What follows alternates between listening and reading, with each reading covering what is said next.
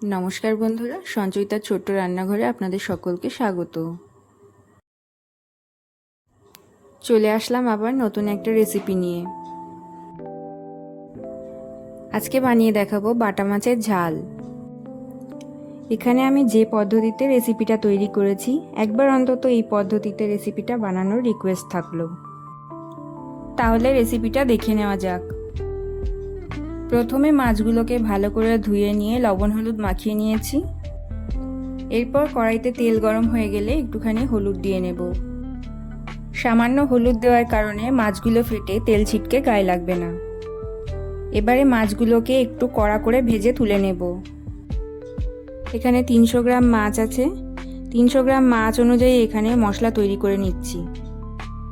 এখানে মাঝারি সাইজের 1 কোয়া রসুন, 2টো কাঁচা লঙ্কা, 1 চা চামচ পোস্ত, 1.5 চা চামচ কালো সর্ষে আর একটা মিডিয়াম সাইজের টমেটো নিয়েছি।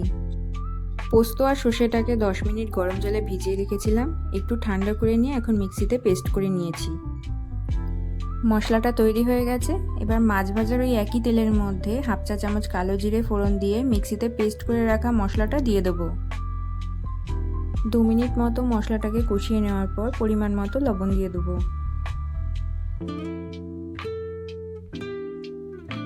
লবণের সঙ্গে মশলাটাকে 1 মিনিট মতো কষিয়ে নেওয়ার পর 1/2 চামচ হলুদ দিয়ে দেবো।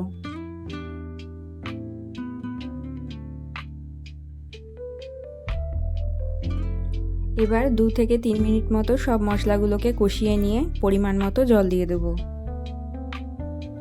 আমার রান্নার পদ্ধতি আপনাদের কেমন লাগছে অবশ্যই কমেন্ট করে জানাবেন। এখানে আমি 300 ml জল দিয়েছি। আপনারা কে কোথা থেকে দেখছেন আর এরকমভাবে বাটা মাছ বানিয়ে কখনো খেয়েছেন কিনা আমাকে অবশ্যই কমেন্ট করে জানাবেন। আপনারা কমেন্ট করে জানালে আমি আরও সুন্দর সুন্দর রেসিপি তুলে ধরার জন্য সাহস পাবো, শক্তি পাবো যে বন্ধুরা আমার পাশে আছে। এখানে ঝোলটা ফুটে উঠেছে। এবার ভেজে রাখা মাছগুলোকে সব দিয়ে দেবো। ভেজে রাখা মাছগুলোকে দেওয়ার পরে আর 3 থেকে 4 মিনিট মতো ফুটিয়ে নেব।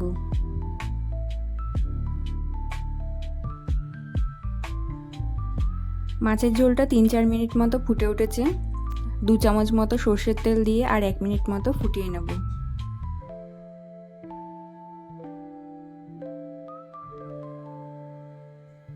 পুরোপুরি তৈরি হয়ে গেছে বাটা মাছের ঝাল। এবার গ্যাসের ফ্লেমটা বন্ধ করে দেব। গ্যাসের ফ্লেমটা বন্ধ করে দিয়ে আমি 5 মিনিট মতো ঢাকা দিয়ে রেখেছিলাম। তারপরে সার্ভ করে নিয়েছি।